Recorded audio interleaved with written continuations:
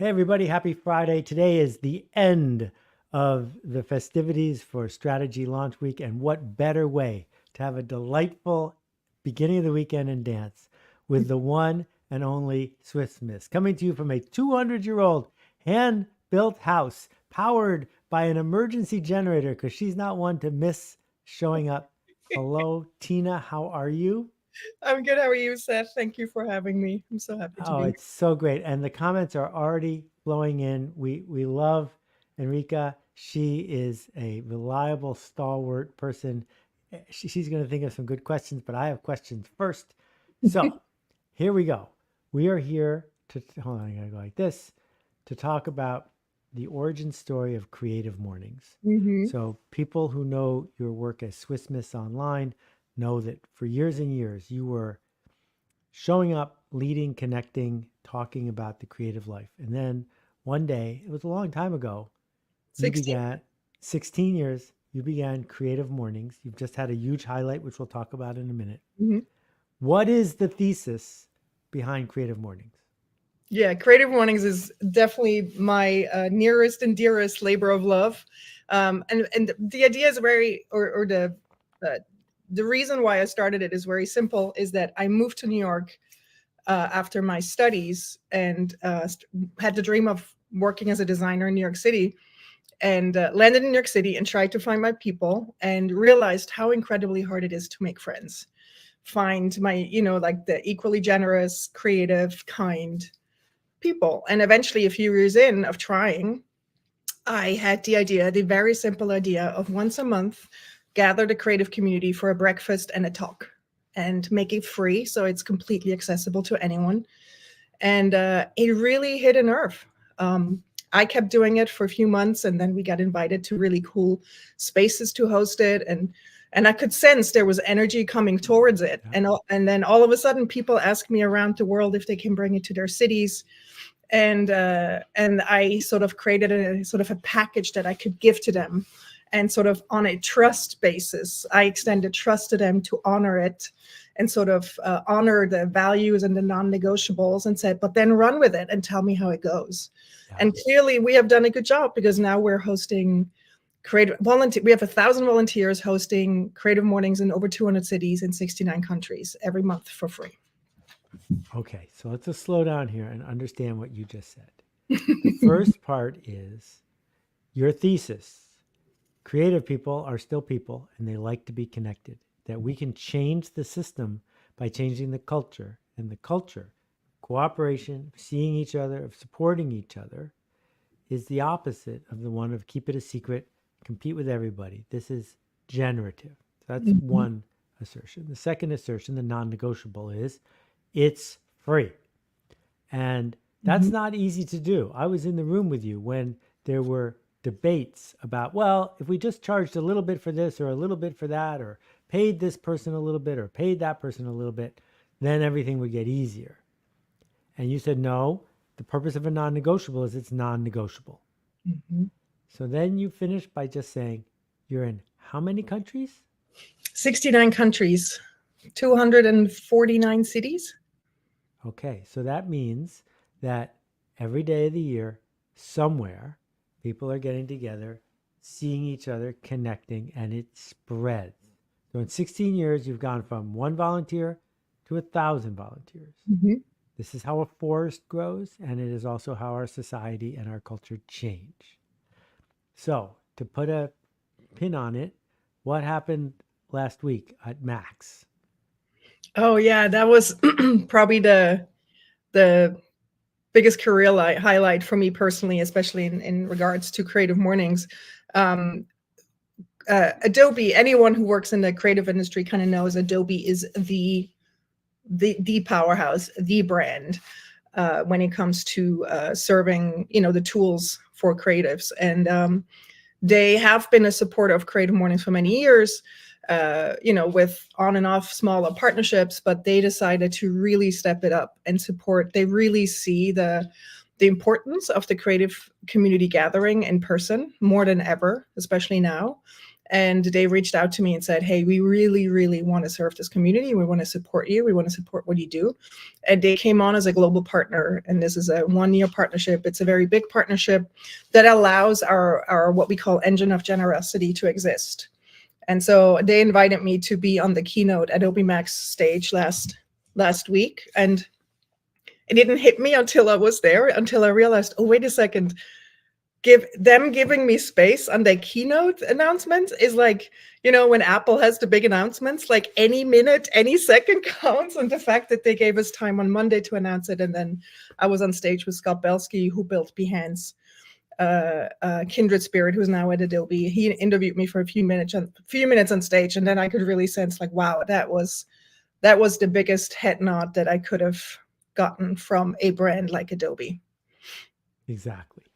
So what we're getting at here is this. There are lots of people who are tuning into this who could point to 1 or 10 of the blog posts you have at Swiss Miss and say, yeah, that's what I want to do. That's the point of view that I have. But we don't do anything after that. We don't set up a co-working space. We don't create a circle of generosity. We don't find the other volunteers. We don't give people this valuable package and say, here, I trust you, go take it.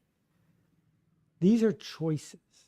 So when you think about the key decisions in the history of you building Creative Mornings, can you highlight what, did it feel like it was a decision at any given point? Or did it just magically happen?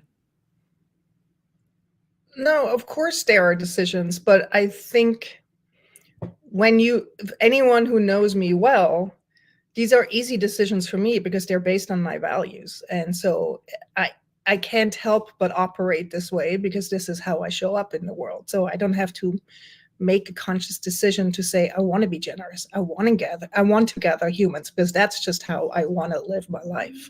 So I would say for me, it's like breathing. Yeah. I think that you might be glossing over it. Like there are moments when you say, I wonder if I should hire a person. I wonder if we should talk to this kind of sponsor. I wonder if the very nature of what we're doing needs to have breakfast involved.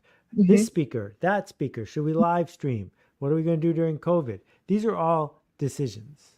Yeah, no, I see what you're saying. Yes. So I think there's decisions to be made every single day. And the way I do them is by sort of checking in and with the integrity of the idea. To me, Creative Mornings is a living, breathing organism that wants to be honored and wants to evolve. And so to me, I'm in service of the thing. And so every day, as I wanted to grow and serve more creatives around the world, like to me, my ROI, return on investment, is friendships made around the world. That's the number I want to go for. I don't know if I told you the story, but it was in February, I think. I was emceeing. So I run the the New York chapter. Still, I'm hosting it. I found it here and I'm emceeing the chapter. And I was on stage and I played a game called Stand Up If. It's where I ask, stand up if you're here for the first time or whatever. It's like real life data visualization. It's really fun. And I asked very innocently, stand up if you've ever made a friend at a Creative Mornings event. And out of 250 people, 240 people stood up. And it took my breath away because this is why I started it. That was the nascent story of like, it's hard to make friends. And I was deeply moved. And so to me, that every decision I make is towards that. Is it in service of better human connection, more human connection, and really pure, generous human connection?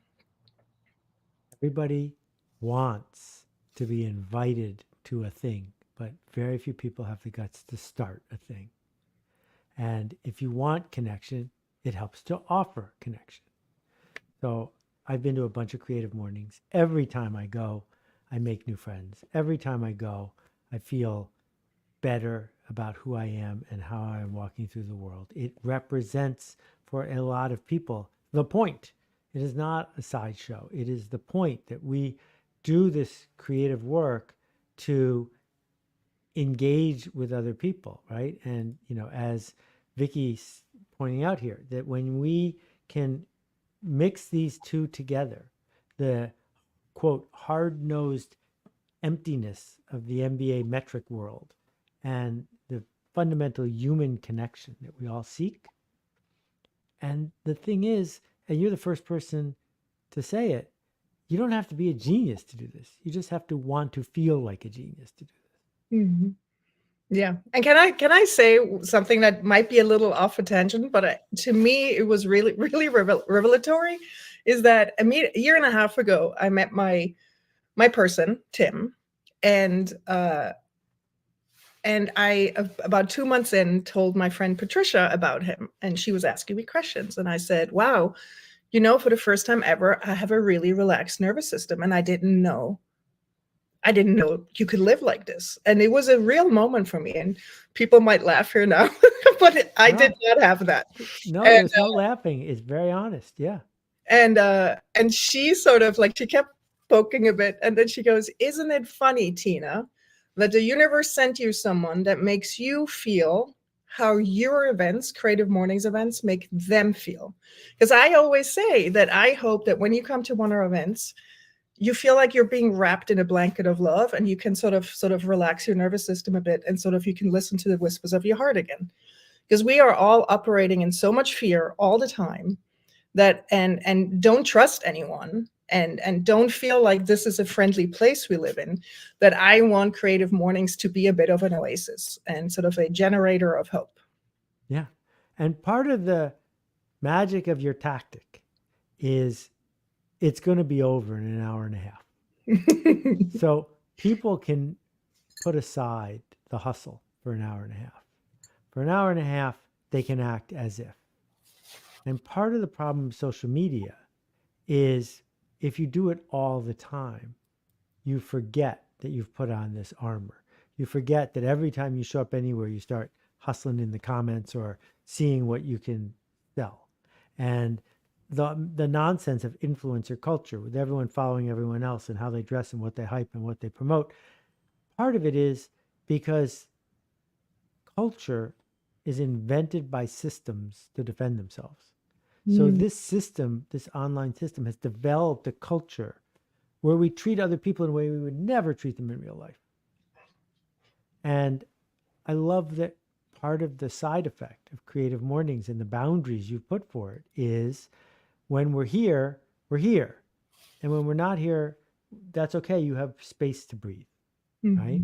And I know you didn't do that part on purpose, but the strategy is clearly built in, that we can be resilient and make these things happen on purpose. Did I tell you about the newest thing we're building? That's why you're here. Tell us about the newest thing you're building. Sorry, I didn't ask. I am so excited, and I kind of drive my team a little crazy because, I'm so impatient. But that's your job. Yeah. Yes. So, I mean, first of all, we're the world's largest face-to-face creative community. And I have to say, the pandemic was really, really, really hard on us. And I'm Say it slow. Wait, you see, you jump over these too fast. Say it slow. You're the world's largest what? Face-to-face creative community. Yeah. And the pandemic obviously was very hard for an organization that is all about being in the space together, and we weren't allowed to. So we survived the pandemic. We did a really good job in gathering virtually. And I knew coming out of the pandemic, by the response of our community, that this needs to exist, that I knew there was an up level that needed to happen. And we've always said at Creative Mornings, a community is not a community until it self-organizes. And currently, so what I've been realizing is that we have been growing at the speed of trust.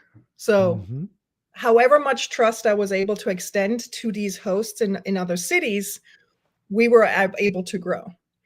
And what happened to me early this year was I think we've had now 16 years of establishing a value system, a way of showing up, sort of setting an expectation. So the soil was really ready for something else to grow here. Yeah. And what I realized is that I was ready to kind of level up my extension of trust. And we decided to start a prototype here in New York City, which we've now been doing since April, and it's incredibly successful, and it's called Clubs. So we're extending the trust to our community and say, hey, you've seen us gather for 16 years. We trust that you will honor this space and that you can now gather to your community on a hyper-local level around something you love, but with a heartbeat. Because what I'm aiming for is depth of connection and not just connection. So we now have 22 clubs up and running in New York City, from photography clubs to drawing, to reading, to personal finance, entirely run by community members, completely free. And so now it's not always a Friday morning that you can attend. Now it's any day of the week, any time of the week. And we are now slowly but surely going to extend this into other cities. And I do predict that in about 5 years, this is what we're going to be known for. So you're highlighting a key thing here. Two things. One, scale is not the point, but scale might be a side effect of getting it right. But the second one, back to the non-negotiables, is the way we determine our future is by picking our customers and our partners. That this is only going to work if you continue to say to some people, I'm sorry, you can't do that here, right? That establishing a standard for what you're going to engage with and what you're going to be known for, and not doing something in the short run that feels like it'll pay, is really the hardest part of the last 10 years for what you've built. Is we stand for this. We know we could slip away from that a little bit and make some short-term metrics go up, but no, thank you. We're not doing that one. Yeah. I'm so excited. Seth, I can feel it. This is so good. I don't have the date right here in front of me, but my guess is sometime in the next 6 weeks, you, me, and Debbie. Have we announced it yet? No, we haven't announced it yet, but you can announce it right now. Did I just make a mistake by saying it out loud? Yeah, it's okay. You can do it. All right, hold on. Let's look at the calendar. December 6th. It's the 6th, Friday, December 6th in New York City. We're going to be simultaneously having a Creative Mornings and recording a live edition of Debbie Momin's Astonishing Podcast. So it's free. Everything at Creative Mornings is free. I'll be bringing some swag with me, and Tina and I will be there together. If you manage to come say hi and we'll give you a hug. Yeah, Thank you, just Tina. look out for it in the beginning of December. The event page will be on creativemornings.com in the New York City chapter. You're amazing. All right. Keep making a ruckus, everybody. Thanks for being here. Bye. Bye.